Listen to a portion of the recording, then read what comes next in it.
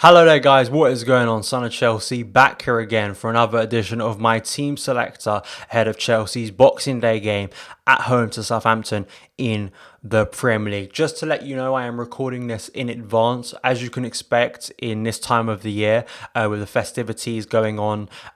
We do have a lot of commitments, but I did want to give you a team selector before the game, give you my thoughts and predictions for it. But the only frustration with that is usually when I'm doing these team selectors, I'm going off of a Frank Lampard press conference before the game, which he lets us know, most importantly, about injuries, suspensions, who's going to be ready for the game or not. Unfortunately, we don't have that this time. I'm sure maybe Frank will maybe give some comments before the game. So if there are any late withdrawals, of course, I'm not going to know that. But I'm just going off what we know in terms of the squad and fitness currently. I think the key two things to think about before going into this game. Number one, will Frank start with a 3-4-3 once again, like he did against Spurs?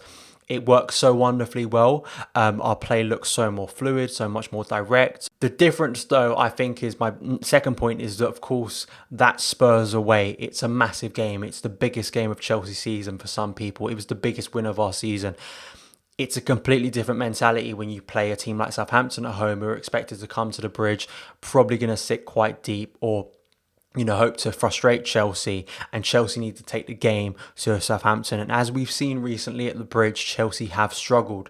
We've been passive, we've run out of ideas, our plays become slow.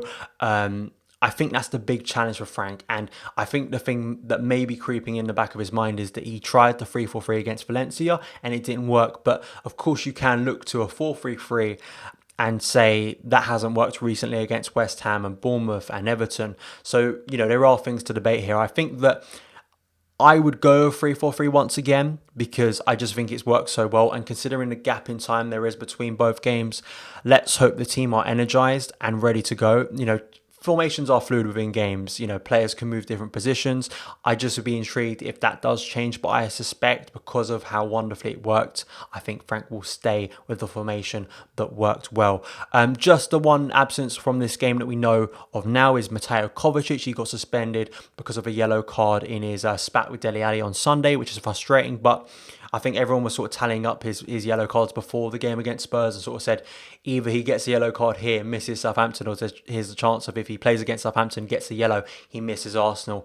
So I guess it's the best of a bad scenario basically. He misses Southampton, but we do have players that can come in for him in that position, and then he can come back into the side against Arsenal, which is another big game. But this is a big game. Chelsea need to make it 2 wins in a row. We need to replicate that good performance. So let's hope that can be the case and make it a very Merry Christmas. Going into my team, Kepa in goal. Kepa should be feeling quite confident after Sunday. A clean sheet, a rare one this season, and so much of that has to do with the three in front of him and a stable defence, which really helps, reassures a goalkeeper and reassures the whole defence. Let's hope that can continue. The back three, I think, is going to be completely the same. Antonio Rudiger, Kurt Zouma, Fikayo Tomori. All three worked wonderfully well. The only thing is, at this period of the season, will some players get rested? You could maybe see Andreas Christensen come into a back three here, but I suspect because it works so well, I think that Frank will stick for the same back three. I'm going to make a change at right wing back. I think Reece James could come in here, just a little bit of rotation. Dave did come off at the end of that game against Spurs, so could be feeling something at this period of the season. He's played a lot of football and was brilliant once again. But Reece James, I think this is a good game, especially at home. He's going to be energetic, willing to go. And then probably I think you'd see Dave come in against Arsenal again. But I'm going to go Reece James right wing back. Jorginho, I think, will come in for, of course, Kovacic, who's suspended. N'Golo Kante, I think, will partner him in midfield.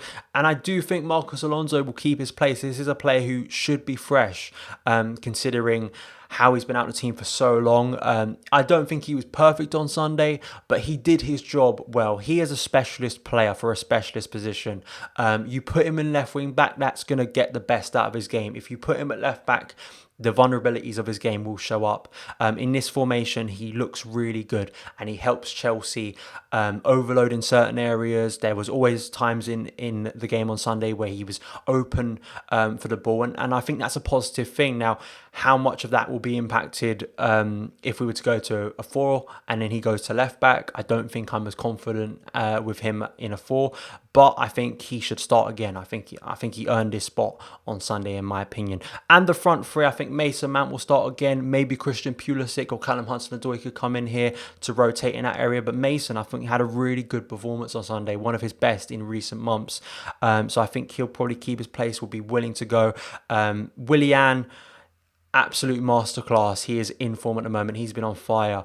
And I think that WILLIAN, all the critics, all the doubters, I've been a critic in the past, and I think mostly that was down to consistency of performance, but I can't have that much complaints about his performances this season. He has earned that spot, and when he does what he does against Spurs, there can be no complaints about him being in this team regularly, because if he's going to do things like that, he's a star man. He truly is. And when he does things like that, I think we're all critical of players at times, and I think part of the frustration with WILLIAN was that consistency level. But as I've said, I think the fact that he's a senior figure in the squad, I think has really helped him this year. And I think his performances have been much better.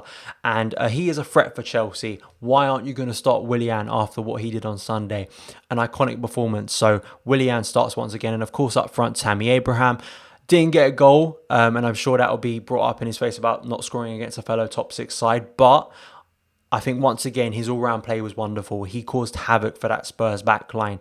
I just hope in this game against Southampton, he can get back to scoring another goal, get closer to my tally of 15, which I predicted at the start of the season, but I do think he'll probably surpass that by the end of the year. But that is my team selector ahead of the game against Southampton on Thursday. Let me know your lineups in the comments below. Let's hope Chelsea can make it back-to-back wins in the Premier League. Thank you guys so much for taking the time to watch this video. I wish you all a very Merry Christmas. Follow me on Twitter @SonOfChelsea, and I'll see you again.